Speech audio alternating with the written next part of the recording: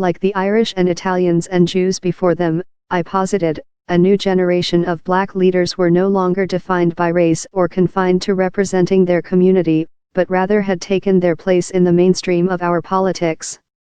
Race still mattered, of course, but unlike in the civil rights era, it wasn't the only thing that mattered, or even the main thing. On one hand, you could read the news every day, or watch the parade of silliness on cable TV, if you're some kind of masochist, and reasonably conclude that my proposition in 2008 was laughably wishful. Most of my more liberal friends would say that we've tumbled backward as a society since then, and that really we hadn't advanced nearly as far as optimists like me insisted. If President Trump's election didn't unleash some new wave of racial resentment, then it certainly emboldened a stubborn segment of the populace whose view of the country had been largely discredited before he came along. It's astounding to think that, 10 years after Obama's historic acceptance speech in Grant Park, white nationalists are rallying in Lafayette Park in support of his successor. We've got an administration that uses welfare as a code word like it's still the late 80s. We've got an attorney general who was once kept off the federal bench amid allegations of racism.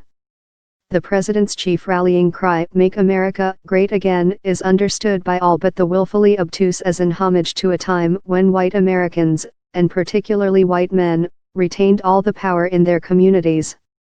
For those on the left who have historically seen themselves as prosecuting a heroic struggle against an inherently small-minded society, the last few years have been one giant vindication. But wait, that's not the whole story. If you believe a series of polls, both of those candidates have at least a decent shot at winning statewide in November.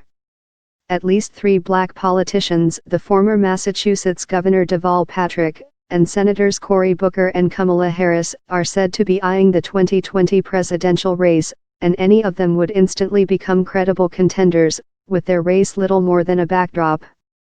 And though we're talking about race, it's worth mentioning that African American politicians aren't the only group ascending after decades of hovering on the periphery.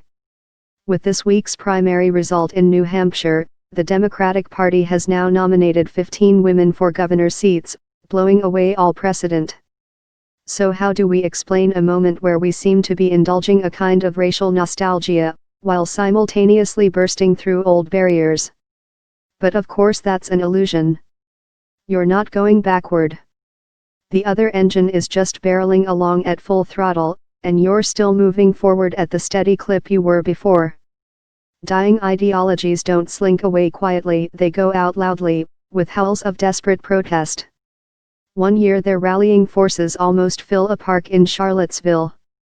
The next year, they barely fill the benches across from the White House. After that, they just stay home and get old. Our feeling of backward momentum is illusory.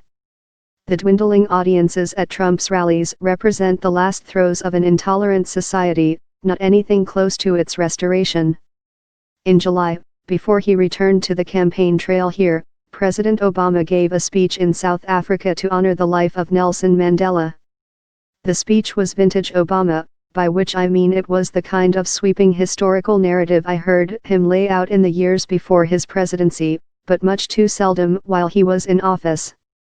Obama explained our moment as a clash of 2 dueling American narratives that emerged from the 20th century. One, he said, is the story of civil rights and a world moving past the racial hatred that characterized colonialism and slavery. The second narrative, rooted in technological upheaval and growing economic inequality, holds that the country grew weaker by diluting its culture and yielding to global markets.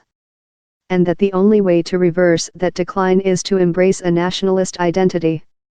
These 2 stories, Obama said, compete for the hearts and minds of citizens around the world, and our future hangs on the outcome. I'd agree with Obama's summation, but I don't think I agree, even now, that the outcome is in doubt. As I've heard Obama himself say in the past, progress is never a straight line, history zigs and zags and sometimes breaks your heart, but it moves inexorably forward. The only question is how long it takes and the cost it exacts. And so even now, while it may not have unfolded as neatly as it seemed in 2008, I still believe that identity is less of a defining characteristic for Black candidates or for Latinos or Muslims or women of any race, for that matter, than it's ever been before, and will only become less significant with every succeeding generation. Trump's nationalist train hurtles down a parallel track, headed nowhere.